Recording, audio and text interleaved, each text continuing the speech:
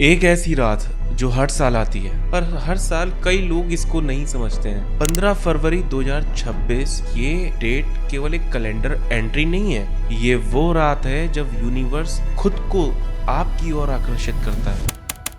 अच्छा, मुझे बताएं कि आप कितने लोग शिवरात्रि जानते हैं। मैं कहूँगा कि बहुत सारे, पर कितने लोग समझते हैं कि क्यों मनाई जाती है? शायद बहुत कम। आज मैं आपको वो बताने वाला हूँ जो स्कूल में कभी नहीं बताया। ये केवल एक हिंदू फेस्टिवल नहीं है, एक कॉस्मिक इवेंट है। हर साल एक स्पेसिफिक रात को अर्थ की प्लेनेटरी अलाइनमेंट एक ऐसी पोजीशन में जाती है जहाँ बॉडी में ये एनर्जी अपवर्ड मूव करती है, और ये एक रात सब कुछ चेंज कर सकती है। लेकिन कुछ ऐसी कहानियां भी हैं जो इस रात्रि को महाशिवरात्रि भी बनाती हैं। जानने के लिए बने रहिए इस वीडियो पे। तो उससे पहले हमें ये समझना पड़ेगा कि ये डेट कैसे डिसाइड होती है। अब हिंदू कैलेंडर में हर महीने एक शिवरात्रि आती है जो कि 14th डे पे होती है डार्क मून की। लेकिन महाशिवरात्रि ये एक स्पेशल वर्जन नहीं है, ये सबसे ज्यादा पावरफुल वर्जन है। 2026 में चतुर्दशी तिथि के दिन 15 फरवरी को शाम के 5:04 पे ये तिथि स्टार्ट हो रही है। और एक रूल है, महाशिवरात्रि उसी रात मनाई जाती है जब ये तिथि पड़े। 15 फरवरी की मिडनाइट में ये तिथि पड़ रही है, तो फेस्टिवल है संडे को 15 फरवरी। लेकिन यहाँ एक इंटरेस्टिंग चीज है, एक स्पेसिफिक विंडो है रात को 12:09 से लेकर 1:01 तक, जिसे निष्ठा काल भी कहा जाता है। ये सबसे पावरफुल टाइम पीरियड है शिवरात्रि की रात का। इसका मतलब ये है कि अगर आप पूरी रात नहीं जाग सकते तो सिर्फ 52 मिनट जाग करके सिर्फ उनका नाम जप कर लो। और 2026 में कुछ एक्स्ट्रा स्पेशल भी है। सर्वज्ञ सिद्धि योग, ये एक ऐसा प्लेनेटरी कॉम्बिनेशन है जिसका मतलब है सक्सेस इन ऑल एम्स। और चंद्रमा श्रवण नक्षत्र में है, और वो नक्षत्र जो स्पिरिचुअल नॉलेज के लिए सबसे सर्वश्रेष्ठ माना गया है। मतलब कि 2026 की महाशिवरात्रि एस्ट्रोनॉमिकली रेयर अपॉर्चुनिटी है। ये वो स्टोरी है जो पूरी महाशिवरात्रि की फाउंडेशन है। शास्त्र कहते हैं काफी समय पहले ब्रह्मा जी और विष्णु जी में संवाद हुआ कि इन दोनों में से कौन सर्वश्रेष्ठ है। ब्रह्मा जी ने कहा कि मैं पहले आया हूँ, मैं सर्वश्रेष्ठ हूँ। विष्णु जी ने कहा कि मैं सर्वश्रेष्ठ हूँ। फिर उसी वक्त वहां पे एक आत्मलिंग प्रकट हुआ और आकाशवाणी हुई, जो इसका अंतिम छोर ढूंढ लेगा वही सर्वश्रेष्ठ कहलाएगा। विष्णु जी नीचे की तरफ गए और ब्रह्मा जी गए ऊपर की तरफ। दोनों को अंतिम छोर नहीं मिल रहा था। काफी साल बीत गए पर वो अंतिम छोर नहीं मिल रहा था। फिर उसके बाद ब्रह्मा जी ने देखा केतकी का फूल। केतकी का फूल लेकर के गए और बोला कि तुम बोलना कि मैंने इसका अंतिम छोर ढूंढ लिया है। और उसको लेकर के वो फिर से वहां पे चल दिए नीचे की तरफ। और इधर विष्णु जी नीचे तक जाते जा रहे थे, पर उनको समझ आ गया था कि इसका अंतिम छोर ढूंढना मुश्किल नहीं, नामुमकिन है। वो भी अपने ऊपर की तरफ आने लगे। जब ये दोनों लोग बीच में मिले तब फिर से पूछा गया किसको मिला अंतिम छोर। तो विष्णु जी ने कहा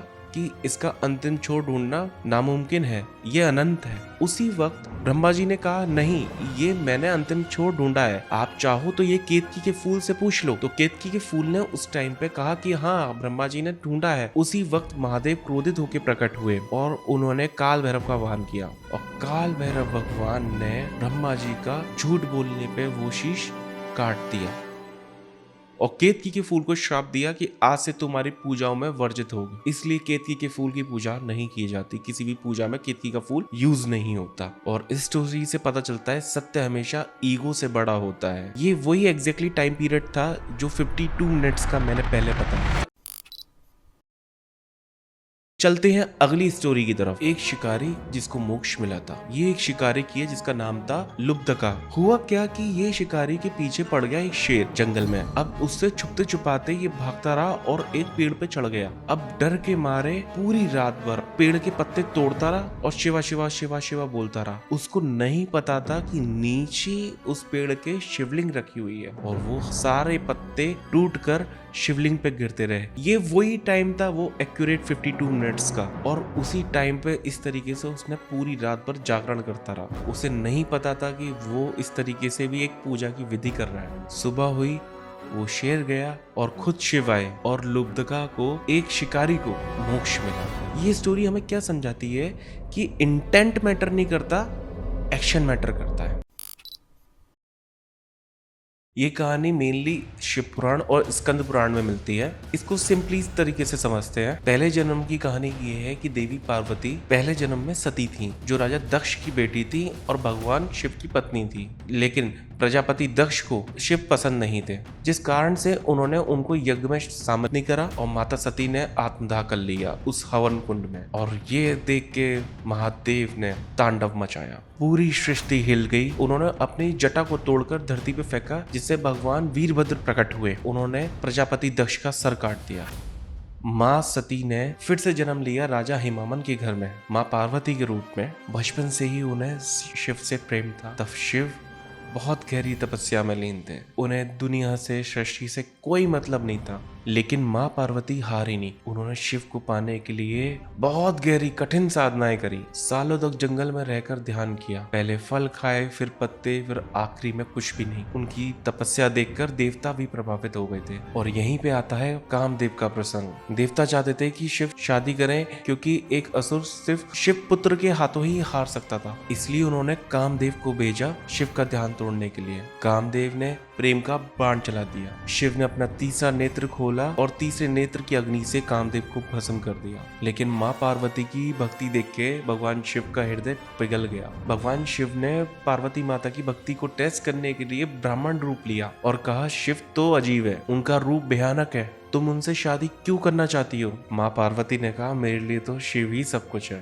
तब भगवान शंकर अपने असली रूप में आए और माँ पार्वती को विवाह के लिए हाँ कर दी। और अब सबसे इम्पोर्टेंट पार्ट है भगवान शिव की बारात। भगवान शिव की बारात बिल्कुल ही अलग थी। भूत, प्रेत, गण देवता सब शामिल। शिव स्वयं भस्म लगाकर जटा और सर्प पहने हुए थे। माँ पार्वती की माता तो डरी गई थी।